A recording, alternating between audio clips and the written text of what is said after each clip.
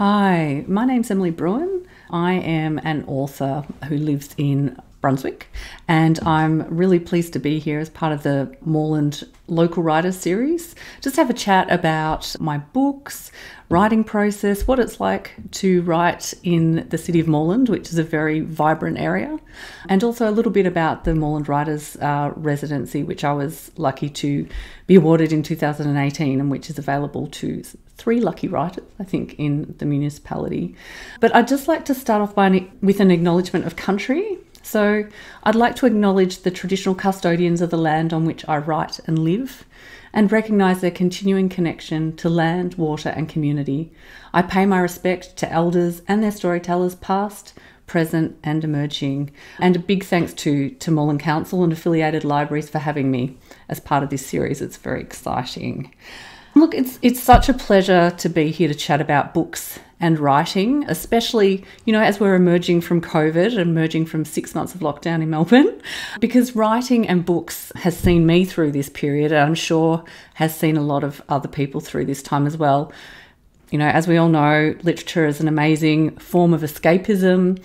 It sparks the imagination. It allows you to leave the 4 walls of your house.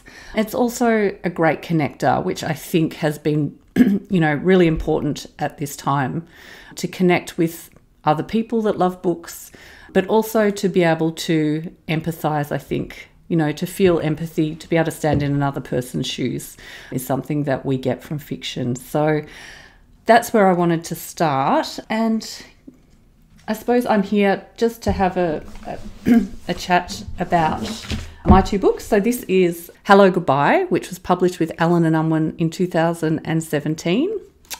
It's historical fiction. And the second book that I wrote while living in Moreland was Small Blessings, and that came out in 2019, also published by Allen and Unwin. In terms of where I wrote these books, so I wrote them, at my kitchen table, basically, in Brunswick, but also, doing the rounds of many cafes in the local area, which are just often very open to writers and freelancers coming and sitting at their tables, ordering coffee and food and just, soaking up the buzz of the place while you tap out some words. And I actually really like that kind of surround sound, I suppose, when I'm writing the first draft of a book or just, editing. I really like to feel like I'm not just sitting on my own all the time, which I have to do once I'm editing the publishing stage. But look, I suppose I'll just talk a little bit about each of these books. So in terms of Hello Goodbye, it's set in the late 1960s in country Victoria initially, and then in Carlton in Melbourne, which we all know and love, I'm sure. May, my protagonist, is brought up in quite a strict Catholic family. She's quite sheltered. She finds herself in trouble, so she finds herself pregnant. She's 18.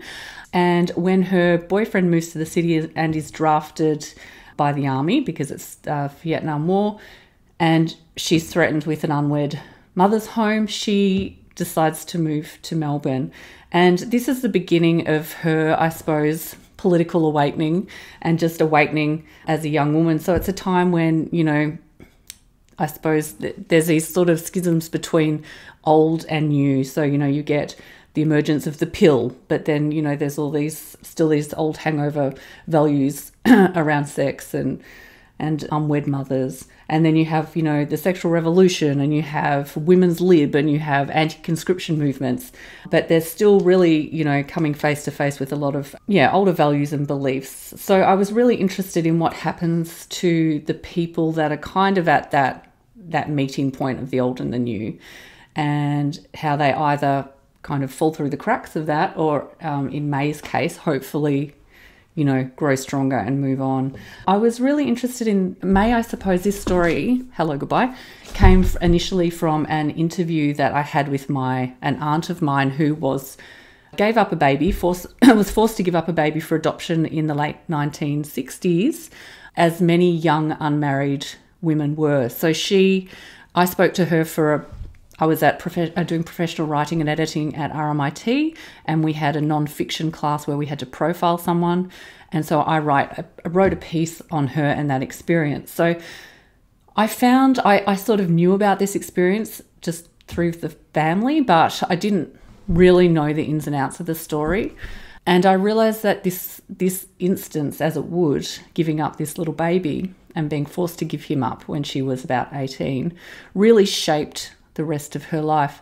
I also discovered that she wasn't on her own with this experience, because I found, doing a little bit of digging, that, you know, unwed mothers, they think that there was a government inquiry around the time that I was writing the book, or just before, into past government policy practices into forced adoption. And they found that between 1951 and 1975, around about 150,000 babies were forcibly removed from mainly young unmarried women in Australia. And that's just a small period of time. It had gone on for much longer.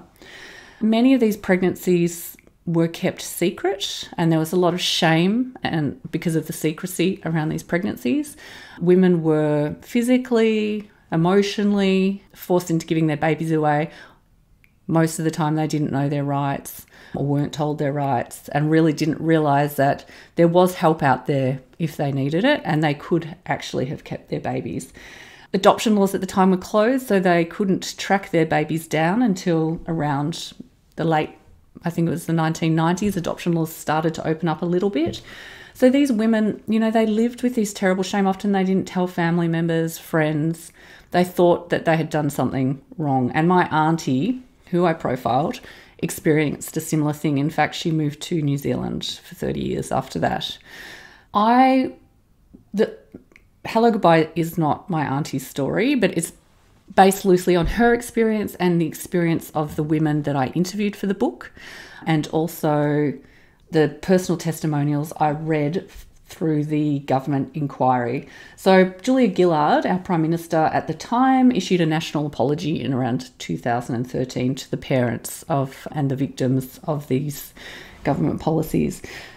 So that's how Hello Goodbye came about. I was also interested in the Vietnam War and the idea of conscription, which again was one of those areas where old values, so, you know, this whole 2 generations of men beforehand had gone off to war, and there was a sense of honour and pride with that.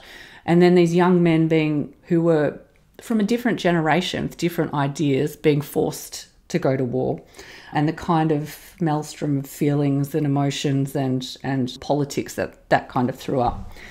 So Hello Goodbye took me about 5 years to write, and I always think it's the book that taught me how to write a novel.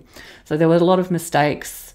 You know, I wrote the book, I redrafted about 3 times and then realised a book actually is supposed to have some form of structure. So, you know, it was a learning experience, and I didn't start writing it till I'd had my son, who at the time was a baby, and I would write when he was sleeping during the day. I then did professional writing and editing at RMIT, which I have to spruik loudly because it really is an amazing course. And if you're interested in writing or publishing or editing, it's probably the course for you, because it's run by an amazing group of professionals. So my second book, which came out last year, Small Blessings, is much more contemporary. It's set again in Carlton. I'm not quite sure why I keep going back to Carlton. I do like the coffee there. It is told through the eyes, it's a twin narrative told through the eyes of Isabel and Rosie. And they have very different lived experiences. So Isabel is sort of a high-flying lawyer who's quite successful, but whose marriage is sort of falling apart, and her relationships with her kind of working-class family difficult. So she's sort of at that point where she's really sort of faced with some big decisions, because she's told that her mother has a terminal illness. And then Rosie is as a single mum who's come out of a volatile relationship and is really struggling to raise her 10-year-old boy, Petey, who's on the autism spectrum. And when a tragedy strikes, it sort of draws these 2 women into this unlikely connection. And I don't want to give any spoilers away, but it's about it's about female friendship, I suppose, and just, you know, how much we have in common despite what the differences look like on the surface. This one, Small Blessings, was a much faster process for me in terms of writing. Weirdly, the book came out, it took me about 4 months to write a first draft. I always think that books have their own personality. They're like children. Each one has its own personality, and it will take as long as it needs to take. So some books are more difficult to write than others. Also, I suppose, depending on what's going on in your life. I'm working on a manuscript at the moment that is really testing me. It's been a real journey, and I am persisting, and there's times where I sort of think, oh, do I just give it a miss? But I keep persisting. So I think my message with that one is that, you really have to, if you're a writer and you want to write a book or whatever it is, you do it for the love of it, I think, and you do it because it fulfills something in you, because often the money is the long game. So in terms of the other thing they asked me to talk about was maybe some writing tips. Excuse my notes. So I think the main thing is that writing, to write a novel or a memoir or whatever it is, or even to write an article, it does take dedication and commitment and many hours work. So the finished product is always beautiful, and as a writer, when you see your work published and you see it on a shelf or you hear of someone reading it, it's the best thing ever. But the back end of that, the stuff that goes on before the book gets to that point is, it can go on for years, and it is very satisfying when it works. But I think, you really do have to stop waiting for inspiration. And a lot of it is just getting your bum on the seat in front of a laptop or a notepad or whatever it is you write on, and just making yourself write, even if you don't feel like it. That's sort of what I do. Look, my process as well is to write every day, about 6 days a week. I just do that because for me it is easier. Like, I find if I'm away from my manuscript for too long, it's very difficult for me to get back into it. If I'm working on a manuscript, it's much easier for me to work on it on a continual basis, so that as soon as I get up, bang, I can get straight back into it, straight back into the character's shoes. I haven't lost anything. I'm not too far removed from it.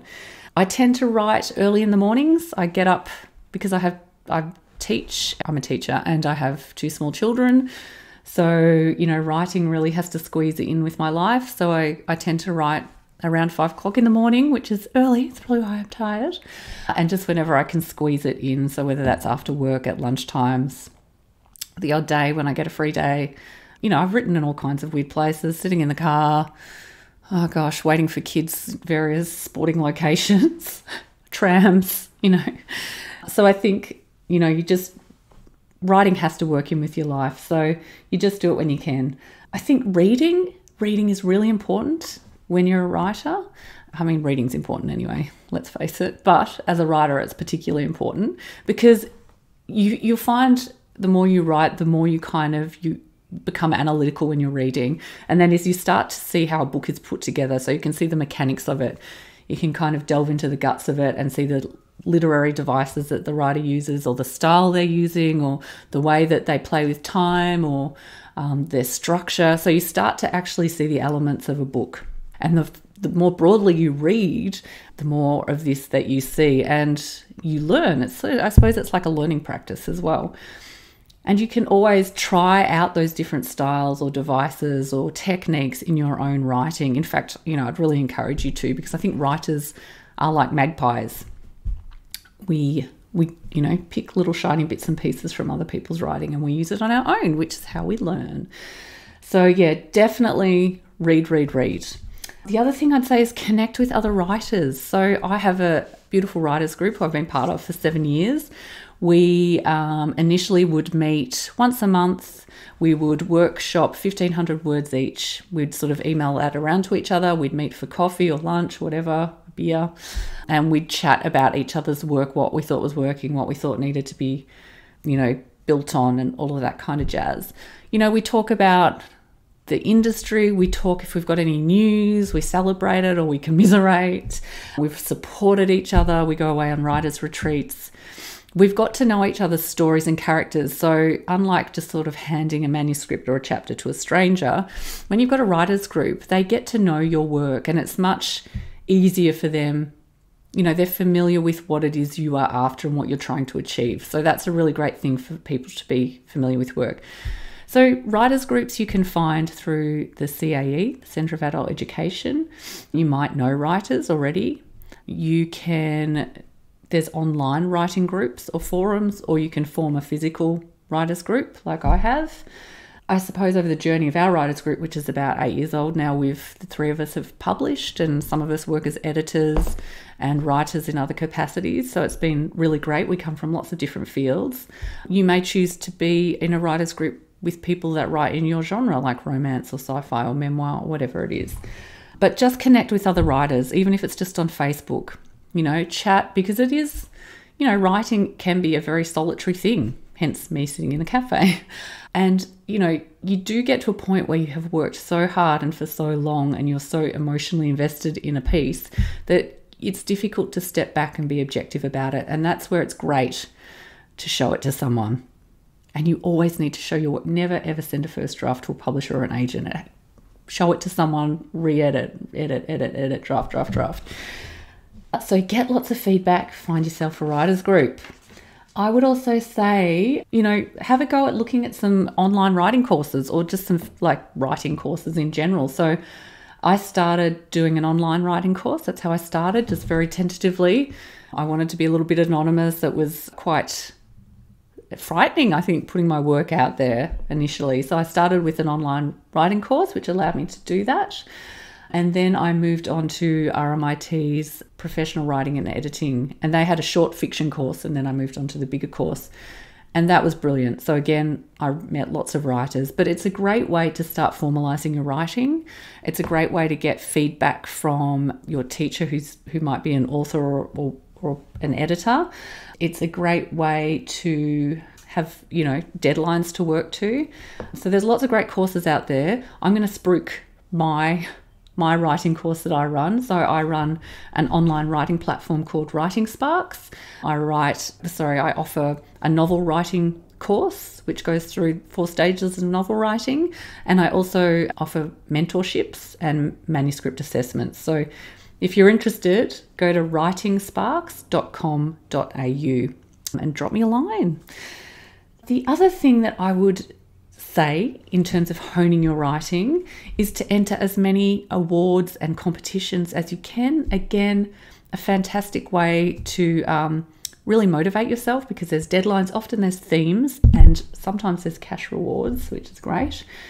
Share your work with other writers. Try out, test ideas. Write short or flash fiction. So very, short or flash fiction can be, as little as 100 words or even smaller. Test your ideas that you have out on these shorter pieces. They're kind of like a microcosm of a novel. So you can test techniques, you can test, characters, you can test structure to a point, I suppose, and just see if it kind of hangs together, or even if it really, does this story idea keep sparking your interest, or you feel like it goes nowhere. It's a good way. I often do that. Write about what interests you. So don't follow fads or trends, because by the time, like I said, writing and publishing a book takes a long time. By the time you get your book out there, the fad's probably passed. And also people can tell when you're not that actually emotionally involved and invested in your book, that you're just doing it as a thing, and publishers can tell. So, write what interests you, and you're more likely to write something that's passionate and interesting and in depth if you do that. Note other writers' styles.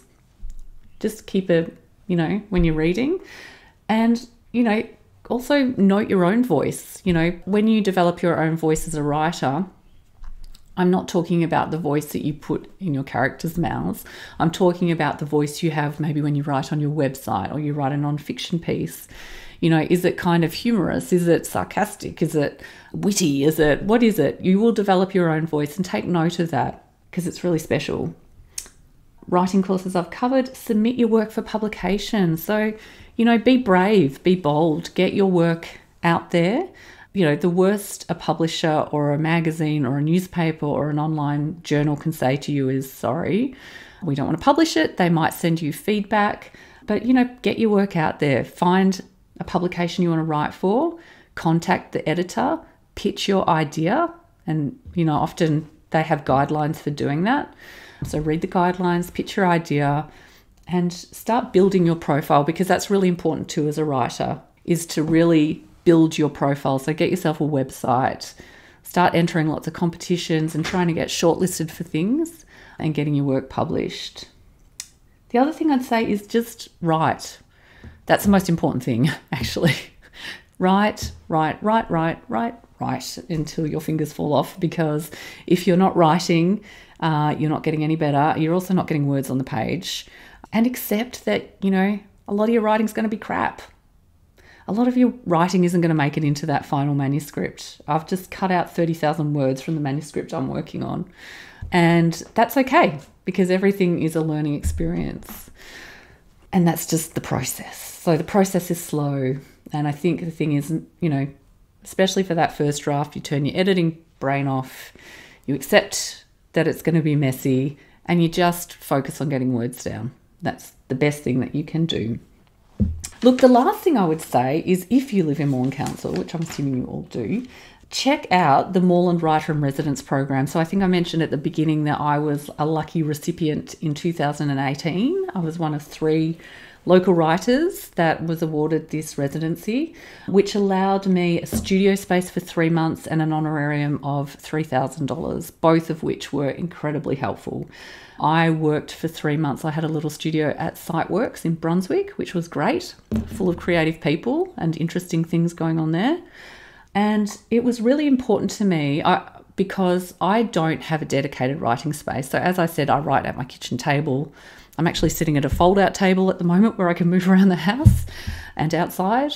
I write at cafes. So to have a dedicated space for writing where my brain kind of knew when I sat down at that desk that this was writing time was just invaluable. It allowed me to re-edit or redraft my manuscript, and also to write a non-fiction piece for Kill Your Darlings.